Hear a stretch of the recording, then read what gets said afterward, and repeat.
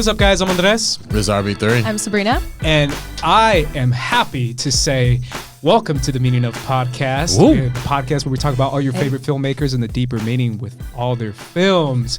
Joining us today, we have Dwain Burke here in studio to talk about Eddie Murphy movies. This was something that you wanted to do. It's something that you and RB3 kind of conjured up. I'm excited, man, because I love that idea. Yeah, and I recently just met you through the Schmodown. Yep.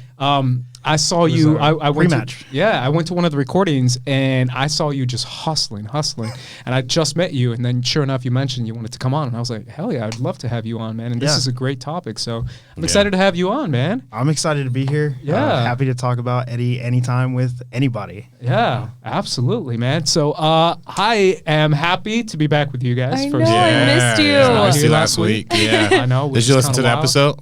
What's up? Did you listen to the episode? No. I wasn't on it. Nah. I've listened to part of it. Okay, cool. Listen to half of it, but I'm done with y'all. No, I was doing like a lot of things. Back he's home. like, fuck that Ben Goddard. We're never bringing him back on. That's not me.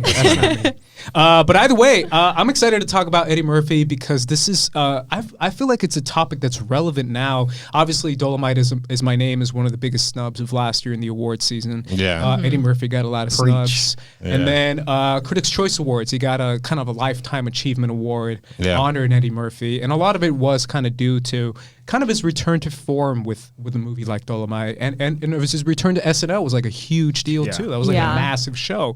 So I feel like this is a very relevant topic, and I'm super excited. What's the end of Black History Month? We gotta celebrate, right? You know? Right? Yeah. I mean, we got to do something. Last year we did we did a black director two years every week. ago. Yeah, 2 years ago. 2 years ago. Yeah. We did one every week. Yeah, it was a good time. Yeah, that was something like we wanted to do that. And we got to do that. Yeah, we should do more of that. But either way, I'm super excited to get into this. I want to start with like people's personal connection to Eddie Murphy because this is a guy who spanned so many generations, so many years. I feel like everyone of different ages has a different entry point into Eddie Murphy's career. Yeah. Especially varying ages like you, my children, Sabrina and RB3. Oh my God. And me, who's much older. You're not that much older. So dramatic. I'm still a generation removed from you guys. Me, who's way older. Actually, we're kind of close in age. Yeah, we are. But either way, I want to start with personal connection because I feel like I said, I feel everyone has a different memory connection to Eddie Murphy, and I want to start with you, RB3. What is it that Eddie Murphy means to you personally, and what was your entry point into his career? What is the movie that, or moment, or performance that kind of resonated with you the most? Right. I mean, obviously, like I came from the generation of seeing Eddie Murphy and a lot of his later stuff that probably wasn't his peak. But a lot of people would kind of consider not as greatest either. Like Norbit, Nutty Professor, that kind of era of Eddie Murphy is really what I kind of grew up on initially. So you don't really have the best impression of Eddie Murphy like during that time period when you're a young kid, but then you go back and you watch movies like Coming to America. Boomerang was like one of my mom's favorite movies. Beverly Hills Cop is like one of those classics ones that I kind of saw like when I was like in like middle school or whatever, and I just like loved ever since. So it's like you get all like maybe like the 2000s, early to late 2000s wasn't the era for like the intro to Eddie Murphy, but you go back into his back catalog, you get like the full spread. So that's really my love has been all throughout all of his decades. Is it fair to say that I feel like a lot of us are going to say the same thing as far as a lot of what Eddie Murphy means to us has a little bit to do with maybe our parents' connection or maybe an uncle or a cousin, because that's kind of my connection is through my parents, especially my dad mainly, right? Who kind of is that fair to say too that your parents kind of enjoyed Eddie Murphy, so you kind of grew up with that as well? Yeah. It's definitely one of those like cross generational type things. Exactly. At least that's what I've experienced. Like my mom loved Eddie Murphy. I like Eddie Murphy, just all around. You can't deny like how many great performances the dude put in. I mean, like literally probably was shooting 80 to 100% in the 80s. 90s he was on top still, and even like the sleeper ones like Bowfinger and his dramatic performances like Dreamgirls. It just he has a career long of just like hits, and you can't deny that. Yeah, so many decades that Eddie Murphy kind of dominated, which is why, like I said before, it was kind of interesting that his comeback. I mean, I put it in quotes because It's not like he ever left. But can't call it a comeback. He was never gone. Exactly. It was kind of a comeback in the sense that he was out for a minute, but it's not like he disappeared. He's still very relevant, and he's still incredibly talented. Right. I'm going to jump to you, Dwain. What is your personal connection and kind of your entry point into his career? So my entry point's similar to RB3's, but maybe a little bit earlier, and not with any of his live action work. Mine started with Mushu and Milan. Oh, yeah. Oh my Yeah. I didn't even think about that. So that was, I was 6 years old when that came out, so that was like my entry to that, and I was like, who is that? And then my dad taught me about Eddie Murphy, and then from there I jumped not into any of his family friendly stuff. I jumped to like raw, delirious, like his adult stuff, and my dad was that's his kind of stuff. So I'm more connected to his stand up than his movies, really. A lot of people are, and I think that and his SNL days are like his greatest work for me. Yeah. Can I revise my answer, actually? Sure. Now that you mentioned the voice, I didn't even think about Shrek. Shrek is actually probably I was going to say, the first. Let's be real, it's entry Donkey. point. Yeah, Donkey and Shrek. Donkey's our first. For sure. Yeah, for sure. Absolutely. Yeah. I'm going to jump back to you guys when it comes to some other stuff, but I want to go to your entry point. So I'm a huge fan of SNL. I might have talked about it on the show already. But kind of like the years, I think it was like 2006 or 2007 with Bill Hader and Andy Samberg is what got me into the show. And then I went back and revisited past, like cast and like seasons and things like that. And Eddie Murphy stood out to me. I talked to you about it a little bit. The Mr. Robinson skit is seriously still one of my favorite reoccurring ones, and we'll obviously get into SNL a little bit later, but he did it again. So of course Shrek, all of that. I mean, and Eddie Murphy to me just kind of, he's just such like a shining happy beacon of like light. I just think of him as this like wholesome like comedic actor. I don't know, like he's just so like, it's so pure. Absolutely. Yeah. He's like the Black Bob Saget. Yeah, like, seriously. Like when you look at where a lot of us jumped into his career, it was the family friendly stuff. But when you go back, you just see like this guy was not for families. For sure. He's not for kids. Yeah. But even just his like personality when he's doing interviews or he's on red carpets, just the way he acts, he's just so happy and optimistic all the time. When he came back to SNL to host, his monologue, like intro monologue, was so good. Like, I just adore him. Yeah. Right. Yeah, I mean, he's an incredible talent. It is like, you're right. It's a very positive notion that we have of Eddie. He doesn't have a lot of like negative baggage to him that a lot of, to be fair, a lot of comedians do.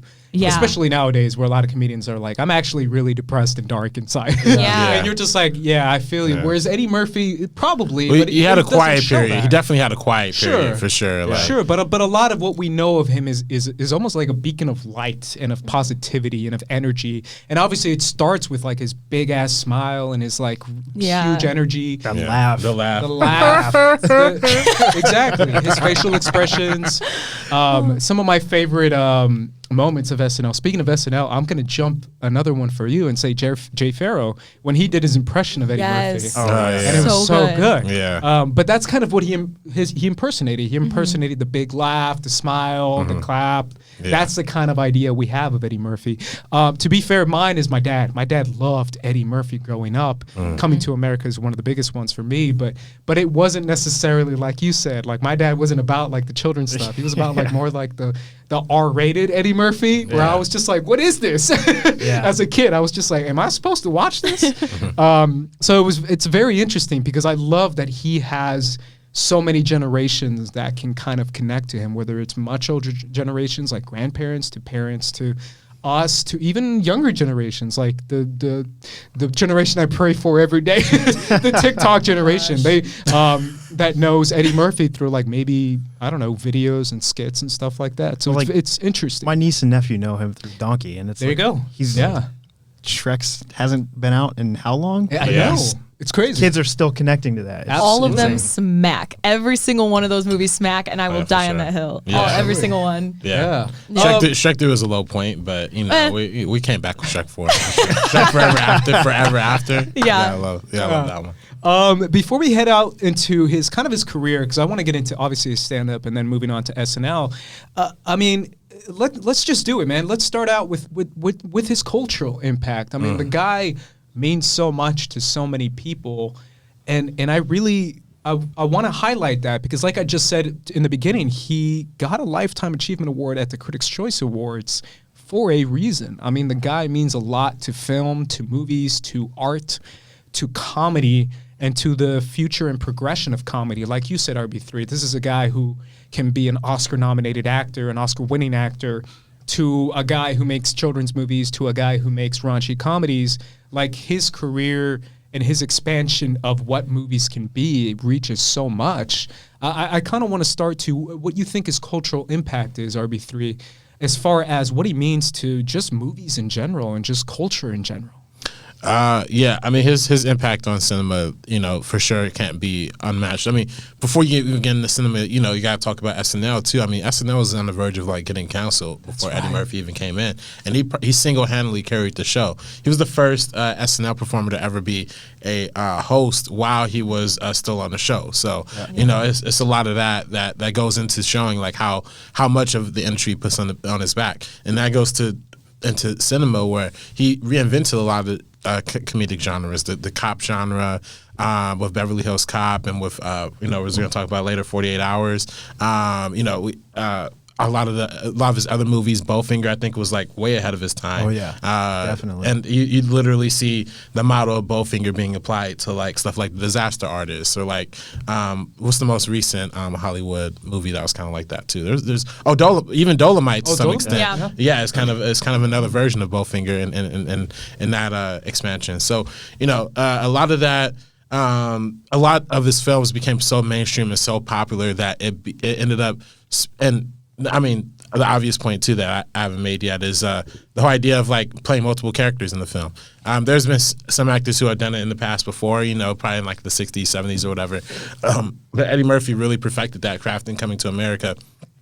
Pretty much, without Eddie Murphy, there wouldn't be a Tyler Perry who does the multiple characters in his movies. There wouldn't be as many of these multiple character kind of playing actors that Eddie Murphy had conquered. So yeah, just all throughout cinema, just in so many different facets. You see, his movies have been so successful that he added a whole new formula to whatever genre he's playing in. Wait, let's focus a little bit on comedy. What do you think he means to the comedy movie now, especially nowadays? Because comedies are one of those things, as far as genres go, where I see a lot of genres, I mean, we talk about it quite a bit, disappearing, to be fair. Right. A lot of genres are just kind of going to the wayside and not really existing anymore. Comedy is one of them that still is kind of always going to be there, along with horror and along with, the four-quadrant Disney movies. But comedies are still there, a big part because of Eddie Murphy. Talk to me about what he means to comedies in general. Yeah, I mean, he was really the first black comedic comedy star, I think, and that should go with noting too, because his face was on the poster for a lot of these movies. For 48 Hours, for Beverly Hills Cop is literally just him. So you see, that's really the first time you ever see that happen. It kind of set the stepping stones for people like Will Smith, people like Chris Rock, people like all of these other Martin Lawrence, all these other character actors, not necessarily character actors, but black comedic actors who ended up becoming superstars. Yeah, absolutely. That's what I was going to say. Probably his biggest impact was his career created the ability for a black man to be the leading man. He is a bankable star, and we didn't have one of those prior to Eddie Murphy. Even with Richard Pryor or Gregory Hines, they were side characters in Mel Brooks movies. They're not the leading man. Or Superman 3. Yeah. Or Superman 3. Yeah. What do you think that is? Do you think it's a time thing? Do you think it's an Eddie Murphy thing? Do you think there's something about him that made him special and made people want to see him in movies more than anything else? Or do you think... I think it's because he has a quality that's relatable regardless of race. It exists outside of race, gender, he's got it. The laugh, the smile. Yes. You connect with it. I was going to say it's charismatic. There's a lot of white people that love Eddie Murphy. as much as it's one of those things that you can't avoid it. It's true. A ton of white people. As much as we love Richard Pryor, his comedy is very racially driven, and there's nothing wrong with that, but there's a connection that everyone else is going to miss out on because of that. Yeah, Eddie Murphy is definitely more accessible. Connected better. Yeah, he was more accessible, I think, for sure. What do you think his biggest cultural impact is, especially now talking about his kind of dominance over each decade, especially in comedy, but even in drama? I think his biggest cultural impact is the way he changed Hollywood for black actors with a movie that I'm going to bring up later, Vampire in Brooklyn, right? Ooh. He made that because he wanted to get out of a deal with Paramount, and he was like, you know what? I'm going to make whatever movie comes up next just because I know I can make more money over there, and y'all are going to let me go. And he flexed his muscle, and he's like, I'm going to leave, so I'm going to make crap for you because you won't let me go. Yeah. And how many actors can say that, yeah, I've got that much power. They're gonna put me in a movie that they know is bad just because of my name, and they think they can make a little bit of money off of it. Like, Yeah. you don't have that anymore with anyone. It's interesting because it kind of brings up a conversation about his rise to, I don't want to say power, but I love using the word power, so I guess I'll say power, where he's able to take his career, and we see this now all the time, from from stand-up comedy to SNL to movie star. And it's something that, it's a formula almost that there's so many comedians that now kind of follow like verbatim, going from like, I want to be a good stand-up comedian, so eventually I can be on SNL, so eventually I can be a movie star in comedies. And it's something that, like you said, I mean, Bill Hader literally won 2 Emmys in a row with Barry. That there's an example of a very recent SNL star who kind of jumped into comedies and jumped into filmmaking and TV making, and Will Ferrell too. Will Ferrell. I mean, the list goes on and on. Tina Fey, Amy Poehler. But it takes a special kind of person to make that jump. Just because somebody's on the cast of SNL does not mean, like, even a new one is like Kate McKinnon. Yeah. She's kind of breaking out right now into a lot of that, but it really, you have to be a standout. And Absolutely. It's really interesting because he was the youngest person for a long time to be casted in SNL. He was 19 when he started. Like 19.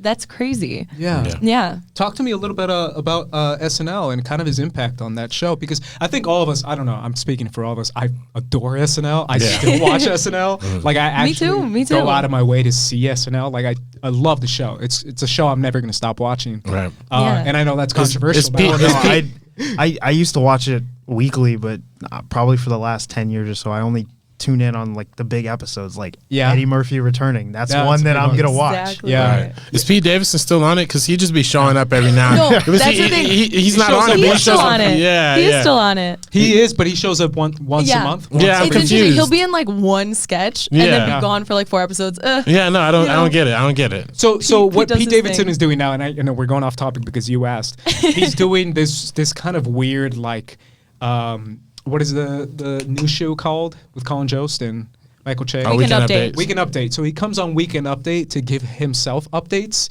of like, what's Pete Davidson up to? Let's talk to Pete Davidson. That And he much in comes the out and he's like, hey zeitgeist. guys, I just came out of therapy again. And he just, that's his joke. I mean, I'm not making fun of him. That's his joke. So he comes out and he does it like once a month. Yeah. And that's it. He doesn't do any He'll sketches. be in another. He He'll be does a few. sketch. Yeah. It's been a minute though. No, girl. I think, well, he's also filming Suicide Squad right now, so I don't that's know right. if he Oh, he got. is? Oh. Yeah, so he's in Suicide Squad, he's in another movie, but anyways. I just off saw Pete Davidson. One more thing off Pete Yeah. Davidson. I just saw a headline. I just saw a headline for an article talking about his Netflix special. Yeah, Netflix special, and also he has a movie. Okay. The trailer just dropped. I think it's directed by Judd Apatow. Okay. So he's nice. killing it. Oh, But He's yeah. maybe one of those. I saw like a review for it, and Yeah. the headline was not positive. But anyways, Well, that's Pete Davidson. It's such a specific brand. Like Yeah. I love him, but yeah. Yeah. Actually, that brings me to something that I just thought about with Eddie. yeah, no. As talking about Yeah. like comedy and the impact of comedy. Eddie's been one of the first comedians to apologize for jokes that he made early in his career. Yeah. Which That's a is big deal. like talking about the past couple years with black comedians. Not something that's really going on right now. Where he Yeah. was like, yeah, that joke I made back then, I'm not too proud of it, and if I could, I would take it back. He was like the first one to do that, and I think that's a big deal. Yeah, Absolutely. They have to pull Yeah. Kevin Hart's teeth to get him to apologize. For those two. And he still barely does. It's not even that. He's like, I'm not going to apologize and spend the next 6 months apologizing. Yeah, literally. I don't know what your guys' SNL knowledge is, and I'm talking to all three of you. As far as, I mean, was he has to be one of the first to be like a huge movie star off SNL, right? Like, I don't want to say he's Chevy the first. Chase. Chevy Chase. I was gonna say- that's a Yeah. good one. Chevy Chase, Steve Martin. That's Steve Martin. that's- Steve yeah. Martin. That's yeah. about- Steve but- Martin is like his era. but though, right? even Eddie, and even he's now, he's definitely the biggest, I think. Yeah, and I was gonna say, even now with the ones who have made the jump, no one has made the jump the way Eddie has made. No one else is. Could you say is the #1 star in Hollywood? Yeah, coming out of SNL or even coming out of stand up. Even Kevin Hart, I would say he's never been the #1 star in the world. Movies, no. I mean, even in his own movies, he gets beat by The Rock. Well, even just looking at the impact he's had throughout his career and the fact that like it crosses generations and it does that and it never stops. It's literally until the end of his career, I feel like we're still going to be talking about him in this way. Like until he decides to stop making movies, until he decides to stop like doing like any kind of comedic things. Like you were just asking me about like SNL and that kind of stuff. His return that he just did, it was the Christmas episode, I believe. Yeah. Like it was so good. Like he just goes there and he just kills it every time. And it's like he's not even, it's so like effortless to him. It's second nature. Right. And it's what people try so hard to achieve. He's just doing it because that's who he is and that's what he does. And it's insane. Obviously, we know Mr. Rogers is back in the zeitgeist for Won't You Be My Neighbor and A Beautiful Day in the Neighborhood. So when he came, I knew they were going to do it. But when he came back with the Mr. Robinson sketch this year, my God, that killed me. It was fire. And just seeing like his return to SNL has got me excited for what he's working on with Netflix. Like I know people who have seen some of his stuff like at the Comedy Store, and they said it's pretty damn good. And it's one of those things that you can't deny. It's one of the things that I've been really looking at, especially these past few weeks and past few months, is the power of inspiration, right? I mean, you're wearing a Lakers jersey right now, but the power, like the fact that you can't deny that Kobe inspired so many other basketball players now that are playing the game now. 100%. And the fact that Eddie Murphy inspired so many actors now and comedians now. I mean, look at Key and Peele, look at Dave Chappelle, look at, I mean, I know you already mentioned Kevin Hart, but Kevin Hart. Kevin Hart is literally taking the Eddie Murphy model. Yeah, like you can't deny the power of inspiration, especially in a career like Hollywood, which is so difficult. But let's go back in time. Let's start with his stand-up comedy, because this is something that you said you have a big connection to, and a lot of people do, because a lot of people regard him as one of the best ever. And there's a list, and I can give you the list, but there's a lot of great stand-up comedians, but Eddie Murphy's up there. Obviously, his biggest inspiration was Richard Pryor, and he said that various times. But talk to me a little about his stand-up comedy, because his stand-up comedy was something special. I mean, you see that red leather suit. Yeah. That's all you need to see. And you're like, okay, this is a guy that I want to watch. Yep. Like, that's all you need to see. And then when he gets into the jokes and they just hit, and you're like, how is one person this funny? Like, how is it possible? Give me some of your favorite like specials or any jokes that you remember, or I was gonna say, maybe you gotta fix that line delivery. I was gonna say not the jokes for sure. But like, what are some of the specials? Because he's got a lot, right? But when you think about what he did with like Delirious, and then to get that broadcast on TV, and his next special, Raw, is in theaters. So that it's unheard of at the time. The only other person who was doing it was Richard Pryor, and he beat Richard Pryor's box office. Like for a while, until Kevin Hart, it was still the highest grossing stand-up comedy movie even before Kevin Hart. Not even stand-up comedy. It was because they're considered concert films when they box. It was the highest grossing concert film. Like, we're talking about This Is Us, or what's the Michael Jackson one? Like, it beat that. Like, it was insane that and back still in the 80s holding the too. record. Back in the 80s. Like, it's insane. Yeah, and he's one of the guys that really, I mean, there's a lot of comedians that did this, but he kind of mastered the art of like using facial expressions, using impersonations, using voice changes, all this kind of stuff that really kept the audience engaged inside a comedy special, which is very, very difficult to do. Talk to me a little bit about that, RB3, how he kind of made this a big deal and a big thing. Yeah, no, he used like all of the skills, like pretty much. That was really, he was one of he upped Richard Pryor when it came to like his vocal inflections, how much he was able to change that. He took big inspiration from Red Fox as well. And then at the time he was kind of positioned himself as like the anti Bill Cosby, right? Like, you know, Cosby had like the more clean, like family lane, like kind of lane or whatever. And then, oh God, yeah. I mean, I want to. Now we know, now we know. But like back then, it was, and isn't that sick? In the Cosby Show is playing a gynecologist. Isn't that the sickest shit? Oh my God. Anyway, yikes. Yeah, but Eddie Murphy, he capitalized off of being like the not family friendly comedian, right? Like he wanted to push the edge. That's why Raw was so crazy and insane. And literally, I've become a big fan of stand up in recent times. And me and Cade Hughesby and my boy Riley were all watching. We turned on Raw and we were like, okay, like let's take a bet. Like, how many minutes in is he gonna say something controversial? We're like 5 minutes, 3 minutes, 2 minutes, and then literally the first joke was like So you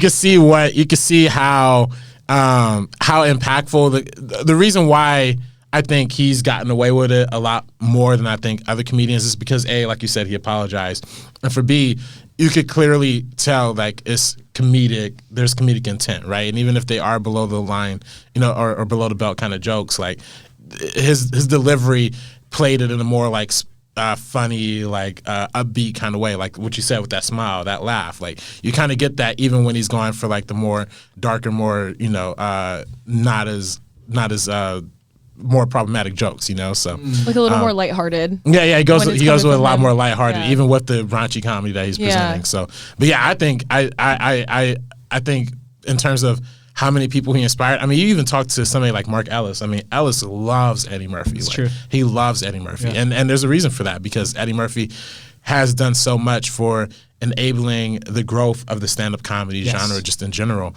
The fact that you got the movie playing in theaters, the fact that the idea of like stand-up comics selling out like the Apollo Theater and like all these massive theaters, he really broke that lane so other people could kind of carry on behind him. So even on that note, you know how like Kevin Hart prides himself on that he's sold out arenas. Yeah. Raw was filmed at Madison Square Garden. Yeah. That's true. He sold out Madison Square Garden in the 80s. Yeah. That's huge. Like, as a comedian. As a comedian. Yeah. Like, yeah. You don't do that anymore. I kind of want to make that point even harder because it's one of those things where, think about it, this guy, like you said, made stand-up comedy to where more people can do it. Different people of different backgrounds can do it, and you can make a living off of it and get money off of it. That's something that, like you said, in the 1980s, Madison Square Garden, that's like impossible to do, even with like sporting events. So imagine a stand-up comic doing that in like the most special arena there is in the U.S. So that's incredible. Talk to me a little bit about what he meant more in the stand-up comedy world. I mean, I don't know if there's a stand-up comedian that will ever say Eddie Murphy wasn't an influence. Because even me, very fledgling stand-up comic. Oh, no way. What? This is something I didn't know. Even me, like, I see Eddie Murphy and I'm like, that's the gold standard. Like, it's like Murphy, Chappelle, Rock, Pryor. Like, that's your Rushmore of black comedians. Like, that's where I want to be. Yeah. And I mean, I don't know how to praise him more or like talk about how much he influenced my comedy more, because like I want to be able to say some of those off-color jokes with not getting hate. but it's hard. It is hard. It's like as I write them, I'm like, I can't pull this off. Like I know I'm not going to be able to pull it off. So like he does that something very specific that like he just has that like that smile, that grin, that charisma, that just like. Can we talk about? And I know maybe this is because just I love this stuff and it's one of those things. I don't know, man. How is it? How does comedy now? I'm not a comedy guy. Like I really am not. As far as like my expertise and my knowledge on it, I have knowledge on other stuff, but it's one of those things. You go, I am smart. I have knowledge in other stuff. In other stuff, that's true. I do. You do. But it's one of those things where it's like, how do you take, like you said, those jokes that might, and it's interesting you said he also apologized for them. But where does someone as an aspiring comedian go now looking at Eddie Murphy? Do you look more at his energy? Do you look more at his, his voice changes? What do you look at that specifically inspires you? Is it the kind of jokes you say? Is it the punchline? What is it that you take away from it, knowing that you probably can't get away with like 1980s jokes? Well, a lot of it is the way he crafts the joke. Like, how do you make a joke about something without seeming like you're attacking or making fun of or wanting to be negative about a subject. And that's what he does so well. Even in his ones that he's apologized for, like, you can tell that he's not trying to belittle the subject of the joke. It's just, it's a joke. It's supposed to be funny. Like, it's the human experience. That's what it is. Like, when someone makes a joke to me about like fried chicken, I'm like, you know what? I do like fried chicken. Like, I mean, like, can I really get upset about it? Like, nah, I like fried chicken. Like, it's human experience. Well, I think a lot of it, he doesn't, because you can see this in some, like sometimes with comedians that do get kind of like attacked with the malicious intent. Like, they deliver their lines with malicious intent, and you could see like it's just a different way. His delivery is something different. It's just like softer. Yeah. I can't think of a better word. It's just like softer. So even if it is something, and obviously this was like in the 80s, so there's never like, gosh, I just can't imagine at that time period. And he apologized for it now, so that's why it's like, it's just not as bad. You can't sit there and be mad at him. Yeah. Like, you know what I think it is? I think it's just Eddie Murphy. Man. Yeah. I think it's people like Eddie Murphy. I was going to say. Yeah. Well, like, if it was anyone else, we'd be like, F that guy. Well, but you're like, it's Eddie, man. I know. I'm sitting here and I'm like, I even think about like in Coming to America. Like, a lot of people say like the one character they don't believe is Arsenio Hall when he is the woman. Yeah. Like, Yeah. But it's with Eddie Murphy and it's Arsenio Hall. It's like, you don't get mad at it. Like, even though like they're doing it as a joke, you don't get mad at it because it's just, how do you get mad at it? I don't know. Like, it's just, it's so good. I mean, it's obviously some people might, but I don't. So But I feel like I've never heard anybody say like, I don't like Eddie Murphy. I feel like I've never heard anyone say that. But it's pretty universally loved. Quickly, we'll jump back to SNL and then we'll move on to his first feature because I think that's super important.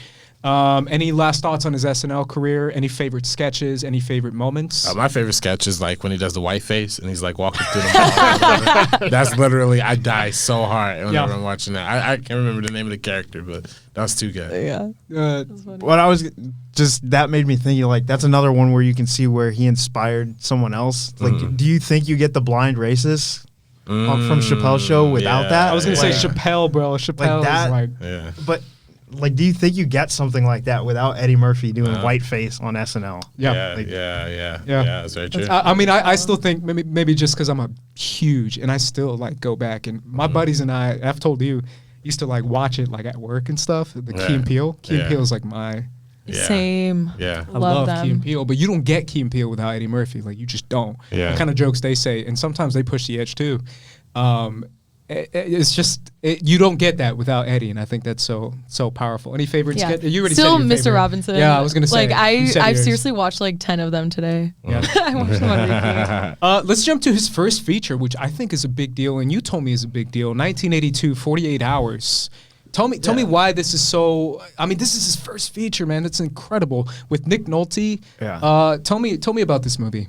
I mean, for me, I think the biggest reason it's such a huge deal is because it started the buddy cop genre. Like, you don't have Beverly Hills Cop later. You don't have Rush Hour, Bad Boys, Lethal Weapon, all these. You don't have, like, what the Fast and the Furious franchise has become. Family.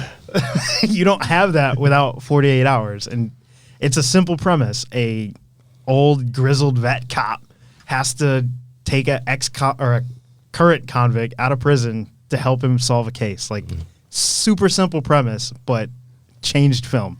Yeah. I mean, how many buddy cops do we have? Buddy cop comedies do we have? Yeah. Have we had since then?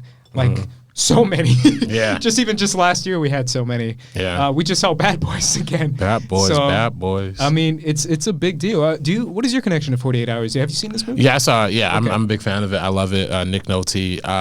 It's kind of weird seeing how cool it was. Not cool, but Nick Nolte was like hyper racist, like in this movie, right? Like, he's literally like throwing around the N-word or whatever. I'm like, Jesus. But then by the end of it, it's like that buddy comedy, camaraderie, is that what you call it? Yeah. So it's literally set the template for Lethal Weapon. I think this this coming out like 5 years before Lethal Weapon did, and you can literally see it's like direct influence of like the problematic cop versus the black rookie, and like how they kind of butt heads, or not rookie. In the case of Lethal Weapon, the black cop was actually the more grizzled veteran cop.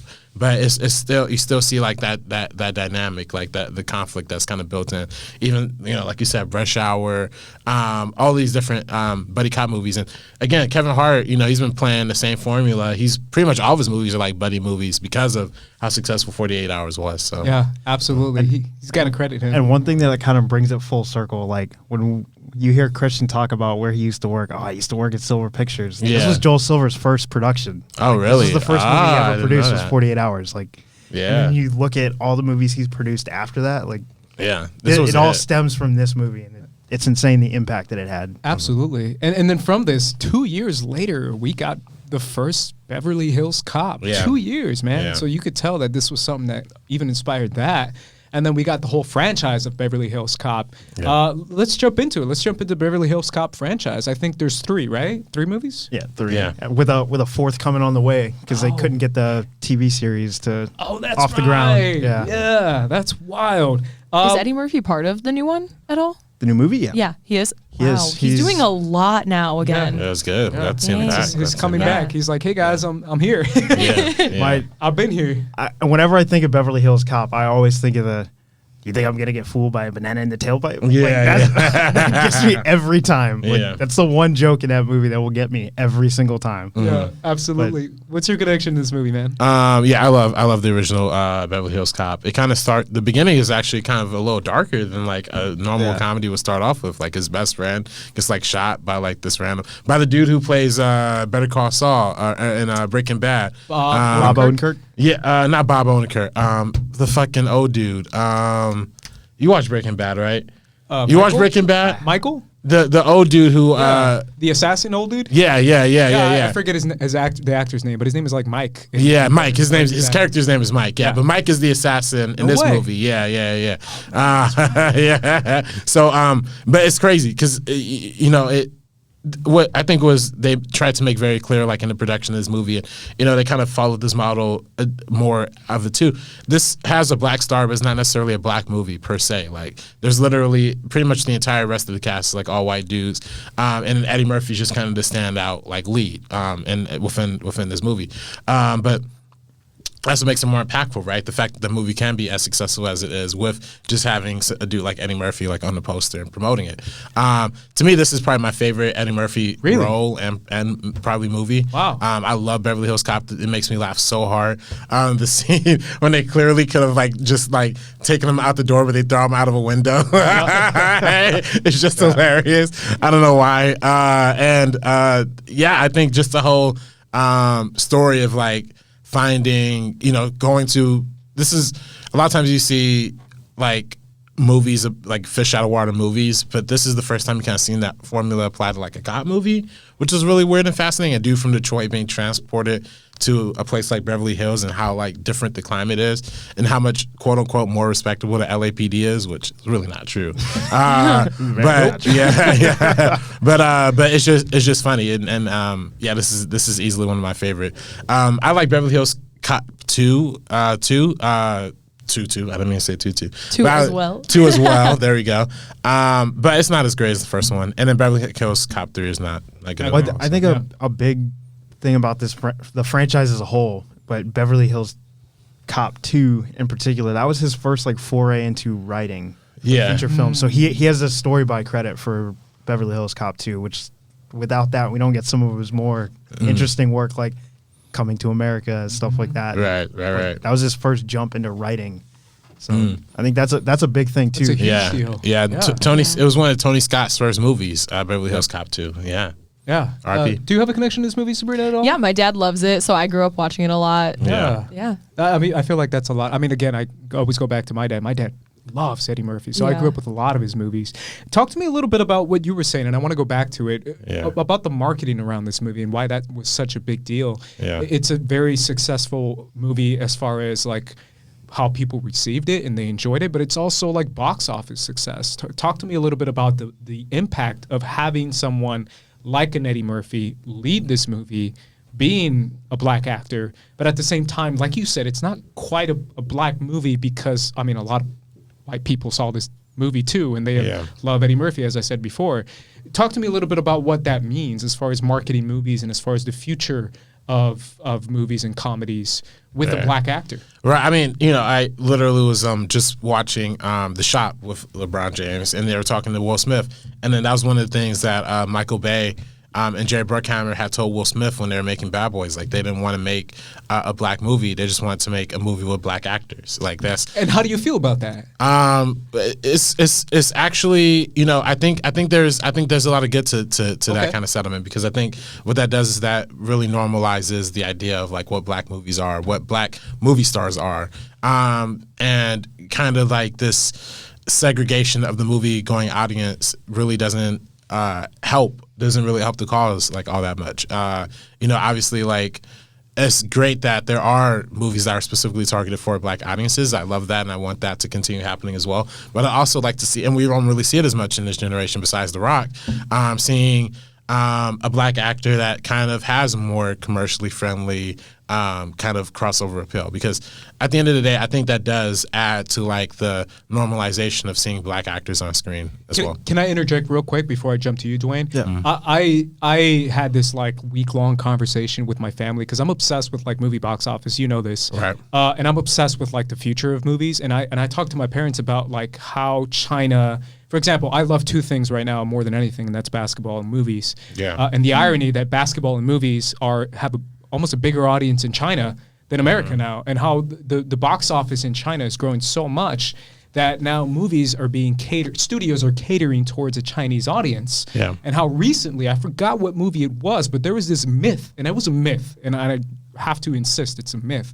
A lot of people might push back on me that China doesn't want to see a black lead. I don't know if you guys read those headlines. It's ridiculous. Yeah, you've heard about that, right? Yeah. And it's stupid because I can name a ton of black movies that made a ton of money in China. Will Smith's literally like post Men in Black 3 careers all been China. That's what I'm saying. Like, there's so many huge blockbuster movies that star like Will Smith or even Black Panther made a ton of money in China. But this idea that now, like you said, opening the doors for audiences that from China, from Japan, from Korea, they shot part of Black Panther in Korea. They did a huge marketing campaign in Korea where they like went to Korea for a week and hanged out with like all these South Koreans. So it's this weird myth of like, oh, they don't want. It's like, no, Asians love black people and they'll definitely watch those movies. Do you see that as important to show that these movies can make a lot of money all over the world and not just see like, oh, it's for black people, we can't watch that? Yeah, no, I think that is important. I mean, I think that's, you know, and kind of going to the flip side, you're saying, you know, Asians love black people love Asians. I mean, that's literally Bruce Lee.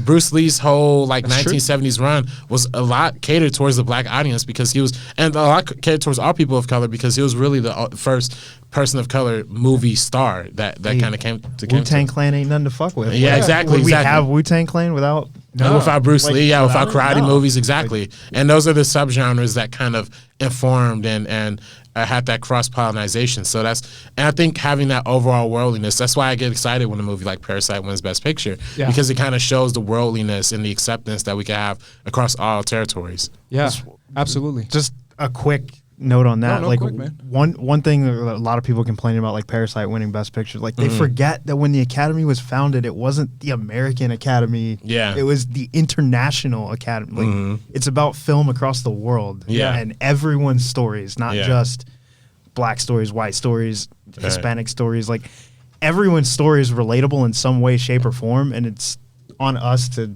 you know, make it work. Like, exactly. As when you're talking about the experiences or black films that are made for a specifically black audience, I don't even like something like Barbershop, which is very distinctly like aimed at a certain audience. I think that there's a connection there. Oh, for sure. Like, even if you're not black, because in Coming to America, that barbershop could have been in any neighborhood. Yeah. Like, just looking at all the barbers that Eddie Murphy played. Right. That barbershop could be in any neighborhood, and everyone's got that kind of story of, you know, talking to my barber, telling him about my day. Yeah. Back then, maybe not so much now, but Right. It's relatable to everyone. Exactly. Talk to me a little bit about that too. The same question, RB3, I'll toss to you. The success of Beverly Hills Cop and what that meant for black leads in general. Well, I think Beverly Hills Cop specifically, when you look at the other people who are in the movie, you've got like Judge Reinhold, who's like in the 80s is a huge star, but he's playing second to Eddie Murphy. Like a dude who's in Brat Pack movies, like the biggest movies of the 80s, he's playing second to a black guy. Like it's crazy.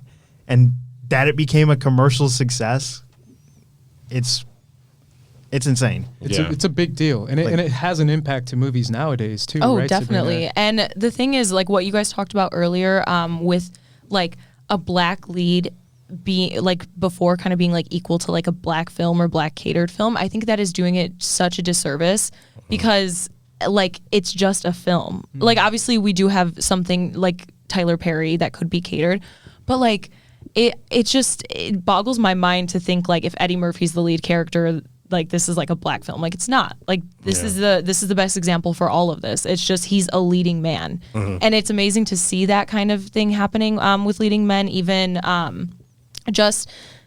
now for like Kevin Hart or like Dwayne "The Rock" Johnson, all these different people, even like Taika Waititi playing like supporting characters in his own movies and being like indigenous and leading that. Like it's just like welcoming to see all of that, and I would never like want to see somebody that's like a black character or black actor and call it a black film. Yeah, marginalized. Yeah. And I can speak on behalf of the Latinos out there who are like, bro, like literally like it's so funny. I always talk to you about like what kind of movies Latinos cater towards, and we love like horror movies and stuff, but movies like these, man, like these are the kind of movies my dad, like Mexican dad, like fresh out of Mexico, like first generation.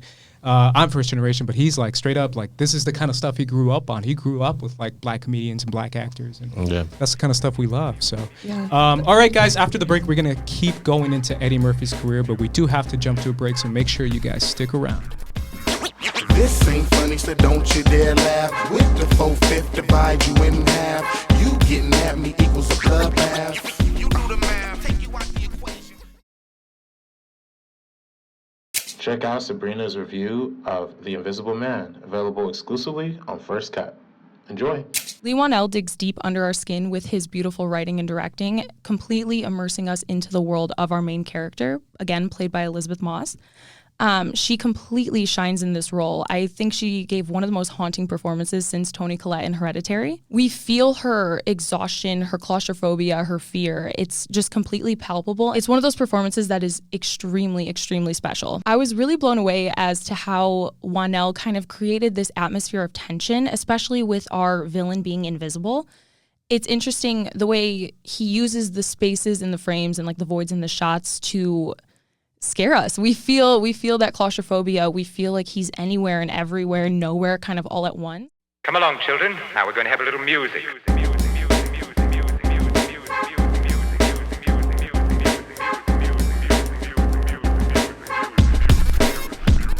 What's up, guys? We're back talking about Eddie Murphy's career. Let's get more into his films. I know, Dwayne, you mentioned you wanted to talk about Boomerang and the impact it had. Talk to me a little bit about this movie. Yeah, so one of my favorite things about Boomerang is that when they were making it, they were writing the script. Originally, the character was supposed to be not a very likable person. He was supposed to be like a womanizing, like hotshot, but he was supposed to be kind of stupid and kind of a dick. But coming in with the director and then with Eddie Murphy, they were like, no, we want to balance him out because you don't see that balance. You don't see a suave guy who's also smart. You only see one or the other. And they wanted to make a point that their leading man in this role was going to be both, and he was going to be black. And I think that's a big deal in the early 90s when, you know, you got black guys getting beat on the street. Like, that's a big deal. Right. Yeah. Yeah. I mean, especially we've had this conversation a million times. I mean, you've had this conversation where we talk about the the kind of roles that get nominated, and it's kind of always the same thing, and the kind of roles that get cast where it's like, yo, we can't nominate a black dude if he's cool. Well, he says it in one of the movies. I was gonna say that's gonna come up in a movie we talk about later. Exactly. I was gonna say, wait a minute, because it's like, yo, if he's cool, it's like, nah, man, no. He's a slave though. All right, nominated. Exactly. I mean, that's what's funny about, and that's the difference when you have like black creators behind something, because Boomerang was directed by Ronald Hutland, who later went on to do a lot of black classics. His first movie was House Party. He did a few. Where the white women at? Yeah, that's where that quote comes from. Yeah. Sorry, Sabrina. But having that kind of creative voice behind it, and Ronald Hutland, in case you don't know, he's probably one of the most iconic black directors, because he went on to like be the head of BET from like 2005 to like 2008. He produced Django Unchained. He wrote an arc of Black Panther comic books that was later adapted into a BET series. Boomerang was one of his early films, but it went to show the kind of talent he was able to work with Eddie Murphy, with Martin Lawrence. One of the first times Martin Lawrence got a look. What Do the Right Thing was literally Martin Lawrence's first time ever being on screen.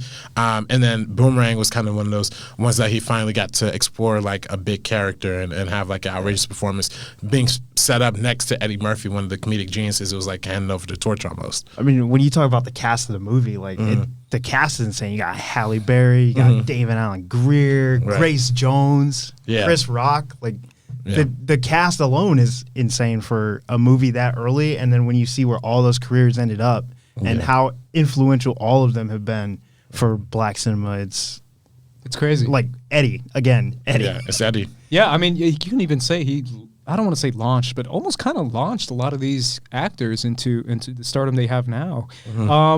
Let's name a couple of our favorite movies of Eddie Murphy. I don't know if who's ready, but I guess I'll jump to you, RB3, just because I always jump to you. I mentioned it earlier in the pod, but Bowfinger, I got to go for the Hollywood shout out. That to me is one of the funniest movies with Martin Lawrence. The idea of like secretly having a mega superstar and secretly filming him because you want to put him in a movie, but you can't like actually afford to hire him is fucking hilarious. I mean, that's a hilarious premise.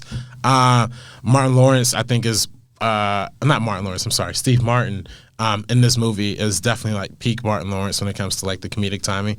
But Eddie's just great playing like both. This is an early taste of like the multiple characters thing. We're gonna talk about the Nutty Professor in a little bit too. But he does this in how many movies, by the way? Multiple characters? Yeah. I don't know exactly how. I don't know exactly. Because like Norbit. It's Coming almost to America. He does it in. It's kind of a staple in any movie that he's in. You think he's gonna play more than one character, and you kind of look for it. You're like, oh, is that Eddie? Yeah, is it Eddie? Because in Coming to America, it was a little more subtle. Like they dressed him in like makeup, and it was just it was funny. But with something like Bowfinger, he has to play like two extremes, right? The over glamorized movie star, and then the kind of funnier, goofier twin brother. Overall, I just love that movie so much. Like Bowfinger, especially like the commentary about Hollywood is still like painfully accurate. Right. We're talking about what gets nominated for an Oscar, or Eddie making fun of himself in the sex scandal that happens in the movie. That's a parody of what was going on in his real life and things that were happening to him. Yep. And for him to be willing to put that on screen is like commendable to me. Yeah, for sure, 100%. I laugh too because I remember that Robert Downey Jr. is briefly in this movie as well. Oh yeah, that's right. It's crazy. What's another one, Dwayne, that really kind of stands out to you in his career? For me, going back a little bit further, but Harlem Nights. Like, oh yeah, it's a movie that most people all-star think cast. It's an all-star cast, but it's a movie most people don't consider good. Mm-hmm. But I think it's because it's Eddie's only directorial effort. Mm-hmm. He wrote it, he starred in it, and he created it to give himself a role with Richard Pryor. That's his hero. That's why he created this, and he's said it on multiple times. That's why he created this movie and championed it. But it was also his first real foray into drama. One of the biggest critics' notes about it is that it lacks comedy. And when I watch it, I'm like, it's kind of the point. Like, it wasn't supposed to be funny. Like, he was trying to be dramatic. Yeah, exactly. Yeah, which kind of opens up like the whole different side to Eddie, because we see him as like a comedic actor, but we know that this guy. I explained it to my mom because I was talking about like the power of how a comedic actor, whether it's Robin Williams or whether it's Jim Carrey, who can turn and give like an incredible, like serious, dramatic role and a dramatic performance that's almost like Oscar worthy and Oscar nominated. Even comedians that people consider not that good, like Adam Sandler, can give you uncut gems. Yeah, Oh, absolutely. for sure. And there's so many people that have that talent, and Eddie was one of them. He was able to do some really impactful. Oscar nominated for Dreamgirls. Yeah, absolutely. Yeah. And he's incredible in that movie. Oscar That one's Rob. so good. And it's almost, yeah. you can even say it in, I mean, obviously he's pretty funny in Dolomite, but he's incredible in Dolomite. Yeah, it's more He's dramatic incredible in moments. all aspects in Dolomite. Like Yeah. he hits the comedy. It is so funny. Yeah. Like everybody liked Dolomite, right? Yeah, I love Yeah.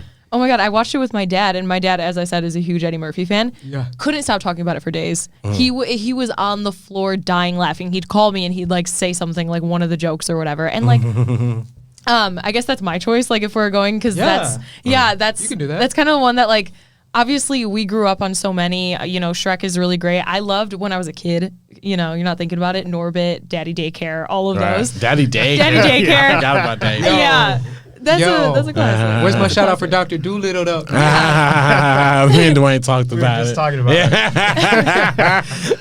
But that's what for Dolomite, it's such a really, really great ensemble. Like the film as a whole is just such a good one. The costume design, everything. Like I adore that movie to pieces. Yeah. I've rewatched it like maybe like 4 times since it come out. And it First has a came lot out. of commentary on like just movies in general, which I find really fascinating. Yeah, I mean the guy is able to do so much with almost any role, which is kind of incredible. I want to give a quick shout out, and we already did, but you mentioned it, Mulan. He's so great in Mulan, and I love Mulan. It's literally, I have my ranking of Disney movies, Right. and Mulan's always going to be number 2. I always go Aladdin, Mulan. Those are my top 2, and Mulan means so much to me. So, I mean, obviously Mushu is, I know everybody, bro, you should have seen it, because I predicted Mulan years ago when they were doing the whole Disney live action thing. On the Schmoes Know show, they were like, what do you guys think is going to be the next Disney live action movie? And I was like, oh, you guys got to do Mulan. Make it like a Chinese epic war film, and it'll be amazing. And now they're doing it. It comes out in like a month. They still should have took out the witch and the doves and all that. But I kind of agree, but I still haven't seen the movie, so I don't know. I don't know. I'm not gonna say because you saw Crouching Tiger, Hidden Dragon. If it's something like that, it's gonna be dope. That's true. That's But very true. that's kind of how I pitched it. But then they Yeah. were like, oh, no Mushu. And I'm like, no Mushu, and no music. No music. Yeah, It's like the best parts of the Mulan, of the animated movie. It's incredible. But that's one thing that I was definitely But I mean, I think remembering. that points to one of those things when you're talking about they cater movies to that Chinese audience, because one of the biggest hits on the original Mulan was China hated that movie. Yeah. 'Cause it took one of their like beloved folk tales and just screwed it up. Yeah. I'm very curious how it's going to be received as far as, like you said, the witch and all that. And like, I don't know what's going on in the trailer. Yeah, that's all part of the original folklore. I just wish they would have, if they would have stuck to just it being a war movie, I would have been happy. But Because True. they True, don't true. want to do the ancestors and the other stuff, but they also added a witch. I was like, wait a minute. Yeah. Well, So it's not grounded. The ancestors are a little problematic. Yeah, I get it, but they didn't want to do like the Mushu kind of. Yeah. Well, I mean, but mysterious magic. I think they kind of brought that in with like the Phoenix when you listen to the trailer, they talk about really? like why is the Phoenix at the right hand of the Emperor, and then Oh, you I see see. like a Phoenix flying later. So like cool. maybe it will still be in there somewhere. Oh, there you go. I love Phoenix. I'd love to see Eddie Murphy have a cameo on that for sure. Oh, that'd be That'd amazing. be great. I don't know how you feel. Yeah, I was gonna say. I'm like, I mean, if he's got to put on some makeup, that's going to be problematic. That'd be kind of funny though. That's the perfect rollout plan. You know, like. I For gotta Netflix give a special. shout out to Coming to America, a movie that my dad was obsessed with, and I saw when I was very young. And I always will forget, and I will always misquote it, which I still think is one of the funniest moments in all of movies. When he goes out and he's like so excited to be in America, and he goes outside the patio, and I forget exactly what he says. He's like, "Hello, I love you guys," and he's like, "Hey, fuck you," and he's like, "Yes, fuck you too," and it's so funny. good. And I remember watching that as a kid and being like, "Whoa, what does that mean?" Because I was my I was God. very young when I saw this movie. I don't know what year it came out, but I was tiny. There was It was 88. 88. 88. Yeah, I was And speaking 4 or of, 5. we spoke on multiple characters and Coming to America. I mean, the Nutty Professor can't go without a shout out too. Just for how much it we kind of have to. revolutionized. What do you guys think about that? What do you guys think of the ridiculous Nutty Professor side of Eddie Murphy? Are you guys with it, or are you guys like, nah? I think it was cool because was there, up until that point, had there ever been like a remake of a popular film from like the 50s or 60s with a black main character? Like, Well, yeah, this came out taking after. it from- This came after Dr. Dolittle. It did. Technically. Oh, it did. So Oh, Dr. yeah. Dolittle technically was that, True. but this Yeah, is yeah. the same kind of thing. Yeah, for But sure. like the Nutty Professor, like whenever I think of the multiple roles, it's the first thing I think of. Yeah. Or Yeah. even like childhood like comedies, like live action comedies with Eddie Murphy. It's the first one that comes to mind. For sure. Like we forgot about Dr. Dolittle. Right. But yeah, definitely. Night Professor, I think has a longer impact. The whole like Hercules scene Yeah. at the dinner table is hilarious. To me, still one of the funniest scenes ever in a movie is when when he's the skinny version of himself and he's on a stand-up comedy stage like doing the stand-up, and then I don't know if he was doing stand-up, but he was roasting one of the dudes back and forth like with mama jokes or something like that. Am I remembering that right? Yeah. That to me is easily one of the funniest I think moments in it's such a small, like, and it's kind of inappropriate, but for my favorite moment in that movie is the first time he transforms into what Buddy Love, right? Right. And he looks down and he's like, I can see my dick. I can see my dick. And I'm like, I lose it every time. Yeah. All right. I'll finish up with this, guys. Obviously, you guys were telling some of your favorite jokes. I said mine. Yeah. I don't know if you have one, but if not, what's your best Eddie Murphy performance? And we can kind of go around the table and then peace out. What do you guys consider? Yeah. It could be comedic performance. It doesn't have to be dramatic. I'll give you guys time to think about it. What's yours? I'm going to be biased and say Coming to America. Yeah. That's my favorite one. Or it doesn't have to be best. It can be favorite. That's probably my favorite one, just because I grew up with it the most. Yeah. So I'll jump to whoever's ready, and it looks like. All right, I think I got. Dwayne's ready. It's not my favorite, and it may not even be the best, but it's one that I think is kind of important, and that's Vampire in Brooklyn. Oh, it's a good one. All across the board, I think most people will say that it's not a good movie, and I think part of that has to do with Eddie and what he wanted out of the movie, and then what Wes Craven wanted out of the movie. And when you listen to them in interviews talking about back then what they wanted, Wes Craven was trying to get out of horror, and he wanted to do comedy.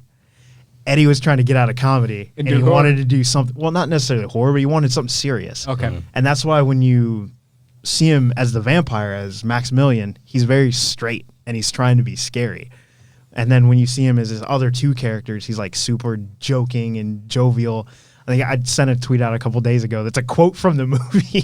It's about evil is good, ass is good. Get yourself some evil ass. Woo! It's a great quote. Yeah, that's good. That's good. But it's a good one. And I think that one, if you're looking at a movie like that could be remade and is like ripe for a remake, I think that's it. Yeah. That's a good one. That's one you could remake. Yeah, for sure. Absolutely. And as a vampire fan, I'm down with that. We should, especially. I mean, come on, man. There's so much you can do with that nowadays. That'd be amazing. What's one of your favorites or best? I love Bowfinger so much. I gotta shout that one out. It's probably one of my favorites. I think probably his best performance is Dreamgirls. His Dreamgirls, yeah. Yeah, I mean that's the Oscar nominated That's a when he fair, got robbed. objective choice. Yeah. But in terms of like the movie I could probably watch the most, it's either Bowfinger or Beverly Hills Cop. I think I like Beverly Hills Cop more as a movie to rewatch, but I think I like Bowfinger, his performance in there a little more. So Absolutely. Sabrina? I say Dreamgirls, obviously. Yeah. But for the voice acting, Shrek, Donkey and Shrek is like, I love that movie so much when I was a kid, and it is so rewatchable. Like, it doesn't matter what age you are. I love all of them. I remember I had like a special like featurettes. I think it might have been for the second movie where it was like American Idol. Far Away Idol? That was so funny. They had like Simon Cowell and everything, and I remember Donkey had like Burn Baby Burn or like something like that in it. Yeah. So good. You cut me Yeah, deep, I loved Shrek. it. You cut me real deep this time. That's good. So many good quotes. Dwayne, thank you so much for coming on, man. Oh, We thank you guys for appreciate having you, me. man. Where can the good people find you? Social You media. can find me everywhere at Burke Made. Burke Maine. Yeah, I like it. Burke Maine. Yeah. There you go, man. We'll put out a link on the YouTube video. Yeah, link will be in the YouTube video. Lower there will be like down around, here somewhere. Right there. Yeah, for sure. There you go. Hey. RB3 and Sabrina, such a pleasure to be with you guys again. Yeah, I Yeah. missed you. Where can the good people find you guys individually? You can find me on Twitter and Instagram at Director RB3. Twitter and Instagram, Sabrina X Monica. And then you can find me obviously at Squad Leader Race and First Cut TMO. Follow us there. Instagram and Twitter. Yeah. Sabrina's killing it with that. We just hit 2,000 subscribers. Hey. 2,000. We did it. Yo, that's a lot. Yeah. That's more than I've ever had. So we're very happy about that. So I'm glad to have you guys as co-hosts. Woo, on this thank you, man. Appreciate it. Yeah.